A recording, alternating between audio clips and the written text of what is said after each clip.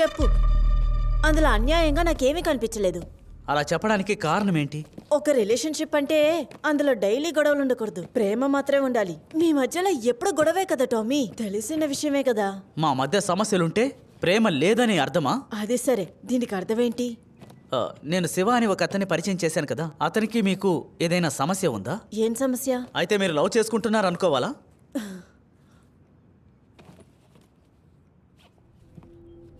నువ్వు మీ అమ్మ గొడవ పడుతుంటావని చెప్పేదానివి కదా, అందుకని తన మీద ప్రేమ లేదని అర్థమా? ప్రేమ ఉంది. మీ మధ్య అయితే ప్రేమ, మాదైతే కోపం.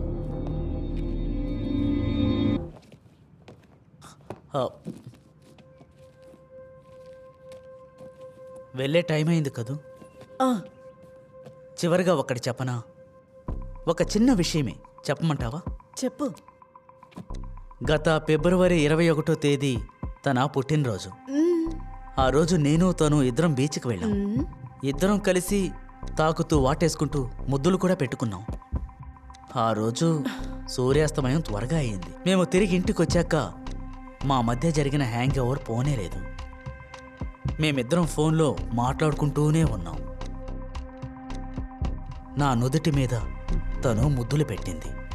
ఒక్కొక్క ముద్దుకి నేను తన్ని అమ్ము అని పిలిచాను. ఆ తర్వాత మెల్లగా తను నన్ను... స్టాప్ ఇట్! మీరు ఎందుకు నాకు ఇవన్నీ చెప్తున్నారు? You are irritating. ఓ అలాగా? ప్రేమగా ఉన్నామంటే అది నీకు ఇరిటేటింగ్. మా మధ్య ఏదైనా జరిగితే గంటల తరబడి కూర్చొని వింటూ ఉంటావు కదూ, మధ్యలో రెచ్చగొడుతూ పుండు మీద కారం చల్లుతావు. అసలు నీలాంటి దాన్ని...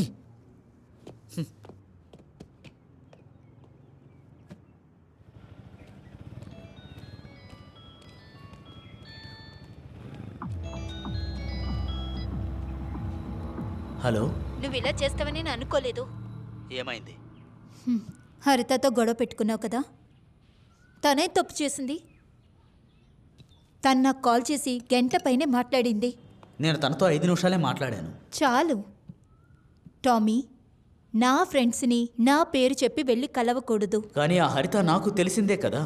ఓ, అయితే లాయర్ని చూడడానికి వెళ్ళావా? అయితే నువ్వు ఒకటి చెయ్యి, స్టేషన్కి వెళ్ళి కంప్లైంట్ చెయ్యి, వాళ్ళు చూసుకుంటారు.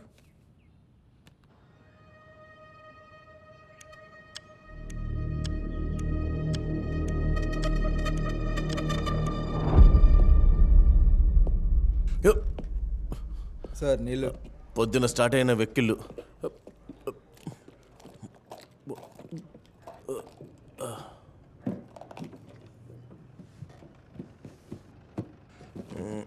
నేను ఒక ఫైల్ ఇచ్చాను కదా. అవును. అది తీసుకురా. Yes sir. ఎలా కంప్లైంట్ తీసుకోమంటావు దీన్ని? అస్సలు స్ట్రాంగ్గా లేదు. కేసు పెట్టి లోపల పడేయొద్దు సార్, లైట్గా బెదిరిస్తే చాలు, తను మారుతుంది. తమ్ముడు, నన్నేమని కేసేయమంటావు? కేసేసంత ఏం జరగలేదు కదా. ఒకవేళ వాళ్ళు నన్ను కొట్టి నా శరీరానికి గాయాలైతే అప్పుడు కేసు పెట్టొచ్చు కదా. చేయొచ్చు, ఖచ్చితంగా చేయొచ్చు. అలాగైతే నా మనసుని కష్టపెట్టి బాగా గాయపరిచారని కేసు పెట్టొచ్చు కదా.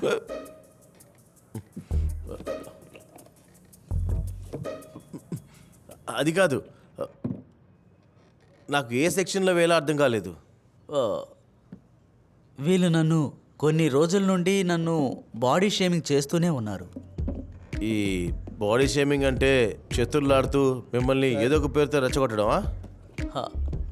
అది ఇప్పుడు నేను మొదట నిన్ను స్టడీ చేయాలి, ఈ రూల్స్ అండ్ రెగ్యులేషన్స్ అంతా. ఏంటి ఇప్పుడు బయలుదేరుతావా? వెళ్ళను సార్, తాడో పేడో తేలకుండా ఇక్కడి నుంచి వెళ్ళను. ఇలా చూడు, మర్యాదగా మాట్లాడు, లేదంటే లోపల వేస్తాను. అదంతా వదిలే, నువ్వు వెళ్ళు. దీనికి కూడా సెక్షన్ ఉంది కదా సార్. ఈ బాడీ షేమింగ్ తప్ప జాతి పేరు చెప్పి అవమానించేది అలాంటిది ఏమన్నా? దేనికైనా మంచిది. నేను మీ ఇద్దరి కుటుంబీకులను కలిసి మాట్లాడతాను, కానీ ఆ అమ్మాయి ఒప్పుకోకపోతే నేనేం చేయలేను. సార్, నేను పెరిగింది ఒక ఆర్ఫనైజ్లో. నాకంటూ ఎవరూ లేరు. పెళ్లి చేసుకుంటానని రేప్ చేసిందని కేసు పెట్టచ్చు కదా. నా జీవితంలో ఒకే ఒక్క అమ్మాయేనని నేను ఆశపడ్డాను సార్, నిజంగా ఆశపడ్డాను సార్. ఆ ఆశ ఉమ్మైంది. ఇప్పుడు 2-3 రోజులుగా సూసైడ్ చేసుకోవాలనిపిస్తోంది. దాంతో ఆత్మహత్యకు ప్రేరేపించారని కేసు పెట్టొచ్చు కదా ఆ? కేసు పెట్టి కొంచెం బెదిరించండి సార్. ఇంకేం అక్కర్లేదు. తను మారుతుంది, నాకు నమ్మకం ఉంది.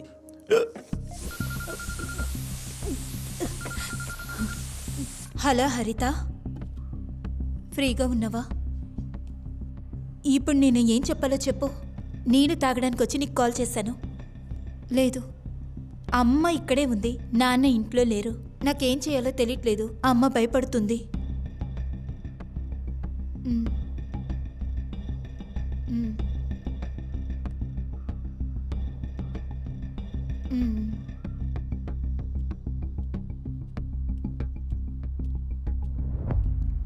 నీళ్లు తాగావా? ఆ, కూర్చో. సరే. ఈ కాలంలో ఇవన్నీ మామూలు విషయాలే, కానీ ఆ అబ్బాయి బ్యాక్గ్రౌండ్ పరిస్థితి ఆలోచించి చూస్తే నాకు అలాంటి ఒక కజిన్ ఉండేవాడు, తమ్ముళ్ళు అంటాడు. వాడికి ఐఐటీలో కూడా అడ్మిషన్ దొరికింది. దగ్గర దగ్గర ఇలాంటి సమస్య వాడికి ఉండింది. సూసైడ్ చేసుకున్నాడు. చచ్చాక ఆ గాయాలంతా పోస్ట్మార్టంలో తెలుసుకున్నాం. చచ్చే ముందు వాడుకున్న గాయాల గురించి మేమెవరం పట్టించుకోలేదు. అందువల్ల అలా అయింది. ఈ టోమీ నన్ను కలిసినప్పుడు నాకు వాడే గుర్తొచ్చాడు. మంచోడైతే, మంచి స్వభావం ఉంటే, నీ మీద ప్రేమతో ఉన్నాడని నమ్మకం ఉంటే వాడితో ఓసారి మాట్లాడి చూడొచ్చు కదా. అదేంటంటే సార్, ఇందులో నిర్ణయం మార్చుకోవడానికి అందరికీ హక్కు ఉంటుంది.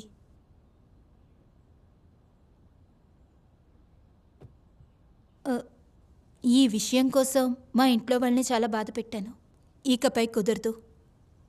ఇంకా సార్, నాకు నిశ్చితార్థమైంది.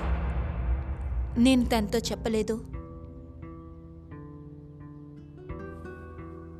నేను పోలీస్ అయ్యాక ఇలాంటి కొన్ని కేసులు వచ్చాయి. రెండు పక్కన న్యాయాలుంటాయి, రెండు సైడ్లో తప్పులు ఉంటాయి. అందువల్ల లైట్కి కాస్త కన్ఫ్యూషన్గా ఉంటుంది ఎవరి సైడ్ నిలబడాలని. అలాంటప్పుడు నేను ఒకటి చేస్తా, ఇద్దరిలో ఎవరికి నష్టమని చూస్తా.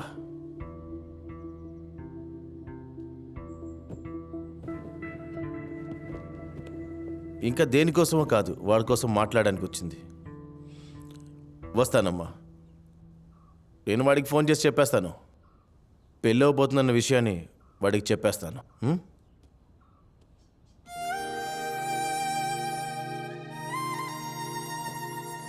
తన పెళ్లి విషయం వినగానే నాకు ప్రాణం పోయినంత పని అయింది. తను ఇంకొకరికి దక్కకుండా నేను ఏమేం చేయగలను అని ఆలోచించాను. విల్సన్ ఫాదర్ని తీసుకొని వాళ్ళ ఇంటికి వెళ్ళాను. తనకి నాకు మధ్య జరిగినవన్నీ అనవసరంగా చెప్పాల్సి వచ్చింది. కానీ అందరూ దాన్ని సాధారణంగా తీసుకున్నారు. నువ్వు ఇంకా బ్రాడ్గా ఆలోచించాలయ్యా. కాలం మారిపోయింది.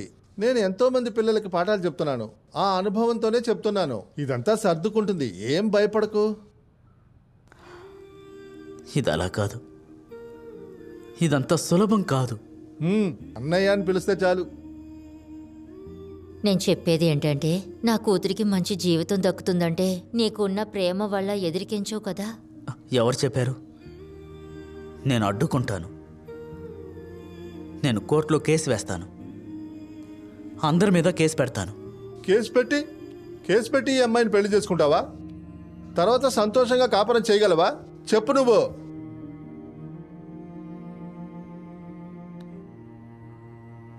నువ్వేదైనా చెప్తావా అమ్మా? అమ్మ నాన్న అన్నీ చెప్పేశారు కదా.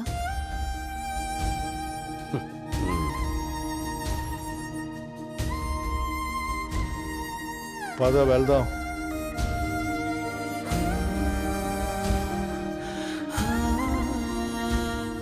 టీ బిస్కెట్ ఇచ్చినందుకు థ్యాంక్స్. మేము బయలుదేరుతాం. లెగు. ఫాదర్, వీడు మునుపు ఇచ్చిన లెటర్స్ అన్నీ నేను కాల్ చేశాను. వీడు నీకు ఇచ్చిన గిఫ్ట్లన్నీ తిరిగిచ్చే, ఇక ఏమీ నీ దగ్గర ఉంచుకోకర్లేదు.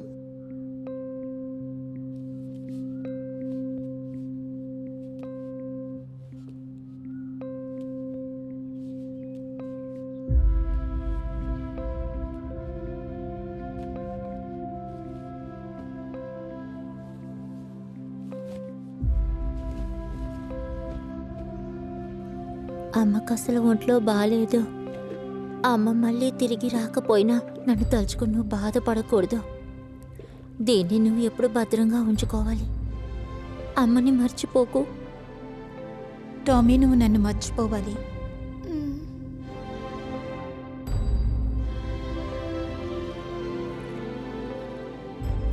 నేను అమ్మ కడుపులో ఉన్నప్పుడే నాన్న అమ్మని వదిలేసి వెళ్ళాడు. అమ్మతో కలిసి కష్టాల్ని అనుభవించాను.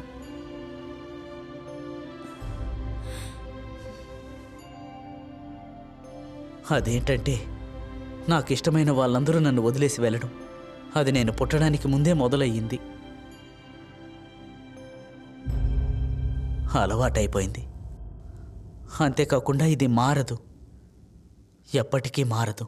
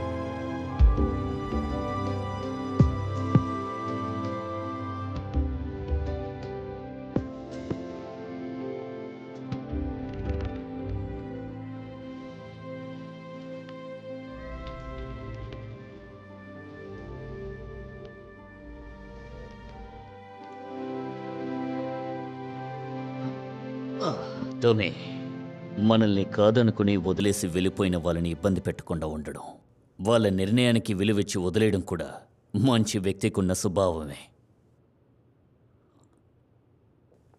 ఒక్కటి గుర్తుపెట్టుకో, విలువివ్వడం తెలుసుకో.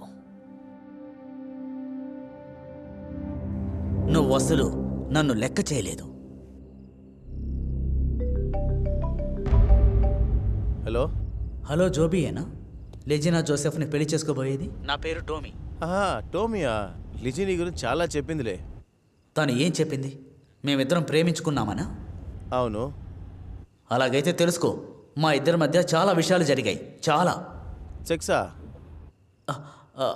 అవును. ఇదంతా ఎవరికి తెలియదు టోమీ, కానీ ఇది ఫోన్ చేసి చెప్పడం అనేది తప్పు. నీకు తన మీద ప్రేమ ఏం లేదు. అంటే ఇవన్నీ తెలుసు కూడా తన్ని పెళ్లి చేసుకోవడంలో అభ్యంతరం లేదా? లేదు. తను నా ఆస్తి. అయితే ఓ పని చేయండి, మీరు మీ ఆస్తి దొంగతనం చేస్తానని చెప్పి స్టేషన్లో కంప్లైంట్ ఇవ్వండి. ఆ పోలీసులు బొక్కలేస్తారు నన్ను.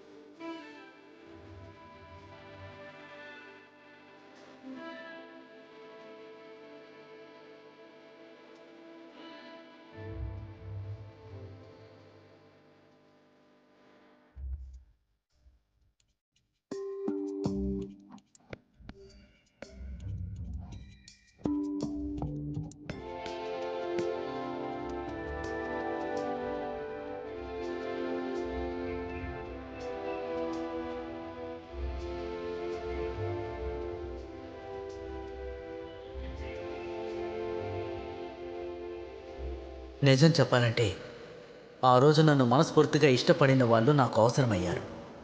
బదులుకి దొరికిందేంటి? బదులు